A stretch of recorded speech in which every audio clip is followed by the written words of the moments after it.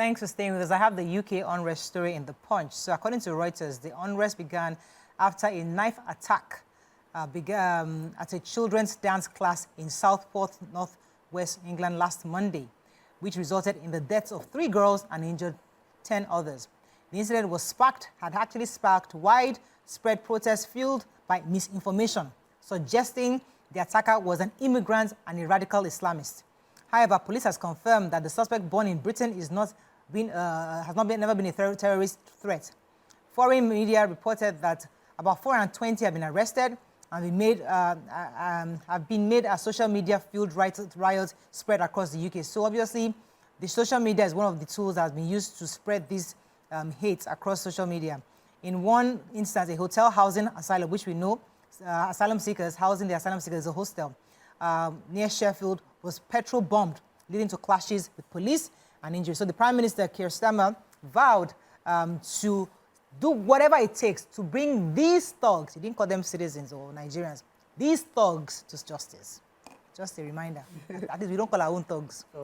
Okay, so I have the story of the federal government asking workers to register for the 40,000 50 kg bag of rice at 40,000 to public servants with a view to alleviating the food crisis in the nation and its effects on Nigerians.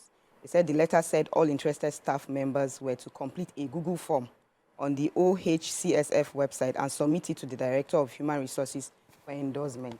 And when I was coming, somebody on the radio, somebody was saying that what about pensioners and people who are not employed, who don't work with the public office? How are they going to get their own 40,000? They're going to buy their own 50 kg of rice.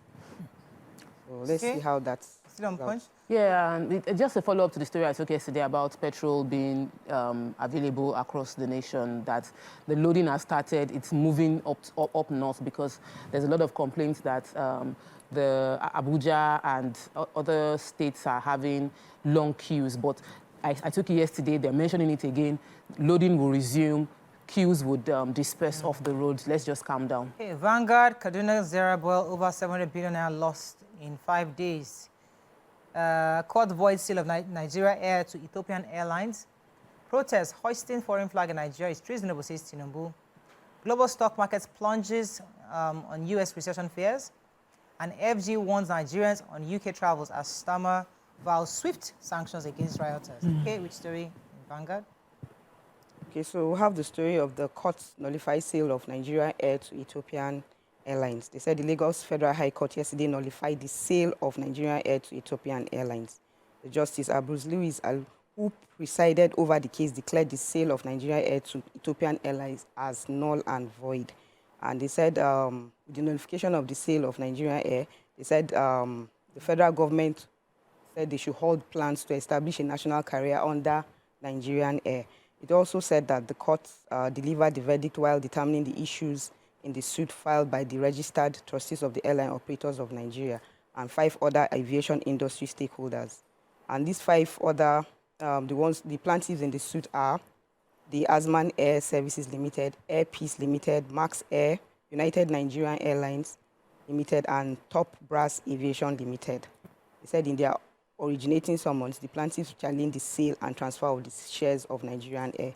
They also claimed that the bidding process for Nigeria Air, facilitated by the federal government of Nigeria, was fraught and with irregularities and favored Ethiopian Airlines, a foreign entity wholly owned by the Ethiopian government.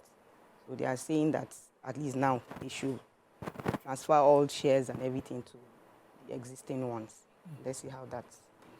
Okay. The major headline story about the value of what has been lost due to the protests has been estimated to be over 700 billion naira lost in the past 5 days. This is from Kasima, which is the covering states such as Kaduna, Abuja, Lagos, Benin, Kano, Zamfara. The president had done a broadcast on Sunday, but the economic impact of the loss itself, Kano, they said, lost over 100 billion from the Association of Small Business Owners and that's Asbon. Then the Kano Chamber of Commerce, that's the Kasima, declared also that they've lost over 100 billion naira as well. That miscreants concerning Kaduna, that miscreants took over the road going into Zaria and started, hoodlums were stopping buses that were plying the road and, you know, pilfering, brandishing dangerous weapon and collecting phones and valuables from passengers that are just supposed to pass through Zaria States, Zaria, the road in Zaria itself. So soldiers have been drafted to deal with the hoodlums. Operatives, security operatives are on high alert. Dusk-to-dawn curfew has been declared in Kaduna, which is also impacting businesses because businesses cannot run and money is being lost on a daily basis. Like Ramatu mentioned, the impact on our own business that is even in Nigeria, in Lagos, but is coming from that same area. So we're seeing the impact. New Telegraph, reps dissolve disputed ad hoc petroleum probe committee. Bangladesh Prime Minister flees after 15 years in power as protesters storm palace. Tinubu's broadcast fails to address Nigeria's harsh economic realities. NCC orders telcos to ensure transparency in tariff plans. FG issues travel alert, we talked about that already. And the reforms haven't brought renewed hope, Catholic Bishop tells Tinubu. Okay, which story? Okay, the House of Reps Committee, you remember the committee members who are asking for the sack of the Chief Executive Officer of the NNPCL, Mele Kyari, and the Chief Executive of the NMDPRA, Farouk Ahmed, have been disbanded. So, according to the Honorable Akin Rotimi Jr., who is the spokesperson of the House, it says a new committee will be put in place, made up of honorable members with competence, expertise, and integrity. Now, remember that this House committee is the former committee was the House of Representative ad hoc committee, ad hoc joint downstream and midstream committee investigating the importation of adulterated petroleum products and non-availability of crude for domestic refineries. And so they are looking at, you know, bringing those who he claims will have competence, expertise, and integrity to investigate this committee. Hopefully, we'll get better results from them. So the Bangladesh story concerning the Prime Minister. The Prime Minister of Bangladesh, Sheikh Hasina, Sheikh Hasina has resigned. She resigned. She's served for over 15 years in government and she's on her second tenure. She resigned and fled the country. She's 76 to India.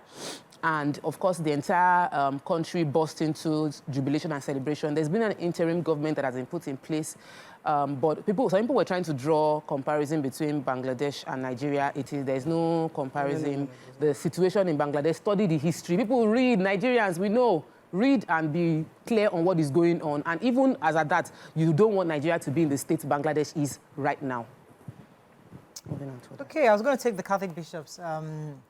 So Bishop Lucius Ugoji and Bishop Augustine, both of them at the weekend bemoaned the hunger and widespread of poverty in the country. They said that our president's renewed reforms have failed to bring renewed hope to Nigerians. They said our nation, Nigeria, continues to face numerous social and economic challenges that are causing untold hardship. The reforms introduced at the beginning of the current government have not brought the renewed hope, but they hope that indeed that it improves in the future. On the contrary, inflation continues to soar and hunger and anger continue to grow. They're not saying that nothing has been done. They acknowledge that some work has been done, but the effects of that work is yet to be seen. It is not as if we don't want to join the bandwagon to be preaching gloom and doom. But the truth remains that for the last couple of years, the nation has really suffered, and we hope that the policies actually impact people. Okay, our final paper, the Nigerian Tribune. Let's find a story we've not taken at all. Reps dissolve joint committee investigating NNPCL and NMDPR. Now Fund disburses July upkeep stipends to over 2,300 students. Off-season elections, INEC updates register with over 119,000 in Edo and 58,700 in Ondo. Okay, any story? Should we move on? Yes, the NCC. The Nigerian Tribune. Nelfon. Who has Nelfon? Nobody took Nelfon. I have the NCC. Okay, go ahead. NCC directs telcos to simplify tariffs, Data bundles for subscribers. So they're simply what it's saying. They're asking the telcos to simplify their plans, bundles, and promotional activities. And they issued this, the tariff, they issued it on the July 29, 2024. They also mandated mobile network operators to publish a comprehensive table showing the features of their tariff plans and bundle offers. All of us have experienced terrible network. My green network, they did their customer calls. I did not pick over the weekend because we did not get value for money. And hopefully with this involvement of the NCC, we'll get improvement, at least quality. They've bought over 9 mobile. Yeah, oh, really? Yes. Interesting. I hope that improves their service. Yes. The Nigerian Education Loan Funds, that's NEL Fund, they've announced that they successfully disbursed 20,000 naira monthly stipends to students for the month of July.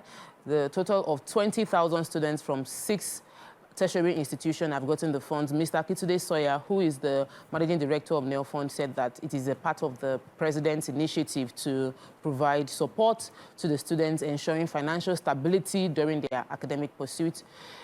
It's a good thing. So they said they covered Federal University of Bayero University Kano, Federal University Dostima, University of Ilorin, University of Benin, University of Ibadan, and University of Maiduguri were all covered in this particular fund being disbursed. I hope we'll hear testimonials from the students, because if 20,000 students have gotten 20,000 naira, the least is to come out to say, we got the money. Because it is easy, they did not get the money, they will shout, they did not get the money. Let's also be quick to give feedback when you receive the funds. Any other story? I think that's all we can take on Front Page Review this morning. When we come back, move on to our hot topic. Stay with us. We'll be right back.